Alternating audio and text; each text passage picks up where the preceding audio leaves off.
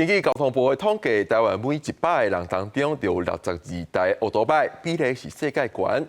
车厂一直推出新的乌托邦，不过颠倒有一群人介意将旧车改造做特殊的手工车造型。下午4点半，公司台记台青春咱的梦，做伙来看少年人的手工车梦想故事。行人呼呼叫的声，一台独有讲听目的手工乌托邦伫路面咧走。虽然是真声人目，不过这是有钱嘛无一定要有的。手工车上吸引人的所在，就是我有你无啊，就是这台车全世界敢若我有你无，就算讲你买甲同款的，你嘛无甲一模一样的一个外形。风格真特殊的手工乌托邦，是设计者的心花，嘛是车主的宝贝。不过改装乌托邦的合法性，高达要受真大的争议。台湾的改装法规其实是非常的完善的，但重点在于认知问题。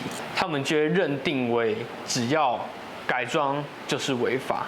其实做古早以前的法规就是已经明文规定会当改的部分有足多的。其实阮就是咧改装的部分，除了安全之外，阮就是按照法规来去改。骑手工外亚乌托邦，除了真适合以外，嘛有人更较介意这款自由自在，伫山顶来去去的感觉。看朋友骑就感觉足好耍的，然后想讲会使先看卖，所以就开始骑。有的人就是介意骑长途啊、环岛啊，但是阮这阵就是较介意骑越野机车啊。看到乌托邦，亲像看到真侪人少年时代的回忆甲梦想。一定坚持手工乌托邦的少年人，因为因的打拼，互这个梦想甲人搁较无共款，嘛互这个梦想持续向前行。记者综合报道。